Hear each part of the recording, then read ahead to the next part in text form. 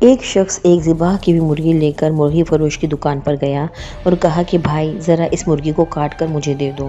مرغی فروش نے کہا آدھے گھنٹے بعد آ کر لے جانا۔ اتفاق سے شہر کا قاضی مرغی لینے دکان پر آ گیا۔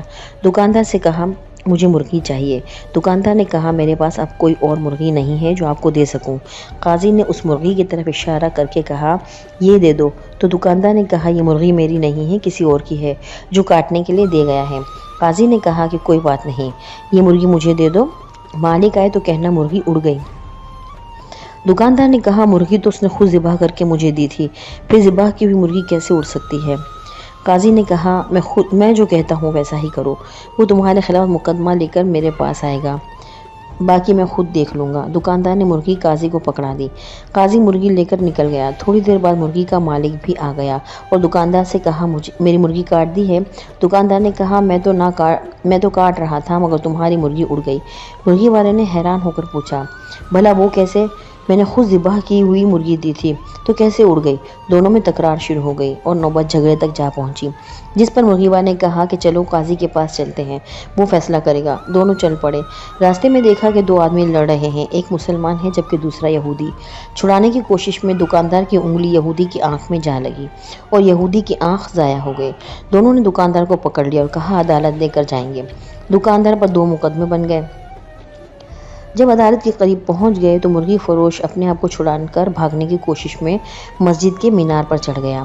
لوگ جب اس کو پکڑنے کے لیے مینار پر چڑھنے لگے تو اس نے چھلانگ لگائی تو ایک بوڑھے آدمی پر گر گیا، جس سے وہ بوڑھا آدمی مر گیا۔ اب اس بوڑھے کے بیٹے نے بھی لوگوں کے ساتھ مل کر اس کو پکڑ لیا اور سب اس کو لے کر قاضی کے پاس پہنچ گئے۔ قاضی مرغی فروش کو دیکھ کر ہنس پڑا کیونکہ اسے مرغی یاد آ گئی، مگر جب قاضی کو تینوں کیسوں کے بارے میں بتایا گیا تو اس نے سر پکڑ لیا۔ اس کے بعد چند کتابوں کو الٹا پلٹا اور کہا ہم تینوں مقدمات کا یک کے بعد دیگرے فیصلہ سناتے ہیں۔ سب سے پہلے عدالت میں مرغی کے مالک کو لایا جائے۔ قاضی نے پوچھا تمہارا دکاندار پر دعویٰ کیا ہے؟ مرغی والا جناب اس نے میری مرغی چرائی ہے، مرغی میں نے ذبح کر کے اس کو دی تھی، یہ کہتا ہے کہ مرغی اڑ گئی۔ قاضی نے کہا تم اللہ اور اس کی قدرت پر ایمان رکھتے ہو؟ مرغی والا جی ہاں، کیوں نہیں؟ قاضی بولا کیا اللہ تعالیٰ بوسیدہ ہڈیوں کو دوبارہ زندہ کرنے پر قادر نہیں؟ تمہاری مرغی کا زندہ ہو کر اڑنا بھلا کیا مشکل ہے؟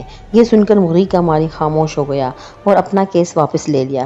قاضی دوسرے مدعی کو لاؤ۔ یہودی کو پیش کیا گیا تو اس نے عرض کی کہ قاضی صاحب اس نے میری آنکھ میں انگلی ماری ہے جس سے میری آنکھ ضائع ہو گئی، میں بھی اس کی آنکھ میں انگلی ماروں گا، اس کی آنکھ کو ضائع کروں گا۔ قاضی نے تھوڑی دیر سوچ کر کہا مسلمان پر غیر مسلم کی دیت نصف ہے، اس لیے پہلے یہ مسلمان تمہاری دوسری آنکھ بھی پھوڑے گا، اس کے بعد تم اس کی ایک آنکھ پھوڑنا۔ یہودی بس رہنے دے، میں اپنا کیس واپس لیتا ہوں۔ قاضی تیسرا مقدمہ بھی پیش کیا جائے۔ مرنے والے بوڑھے کا بیٹا آگے بڑھا اور عرض کیا کہ قاضی صاحب اس نے میرے باپ پر چھلانگ لگائی جس سے وہ مر گیا۔ قاضی تھوڑی دیر سوچنے کے بعد بولا ایسا کرو تم اسی مینار پر چڑھ جاؤ اور مرغی فروش پر اس طرح چھلانگ لگاؤ جس طرح مرغی فروش نے تمہارے باپ پر چھلانگ لگائی تھی۔ نوجوان نے کہا قاضی صاحب اگر یہ دائیں بائیں ہو گیا تو میں زمین پر گر کر مر جاؤں گا۔ قاضی صاحب نے کہا تمہارا باپ بھی دائیں بائیں کیوں نہیں ہوا؟ نوجوان نے بھی اپنا مقدمہ واپس لے لیا۔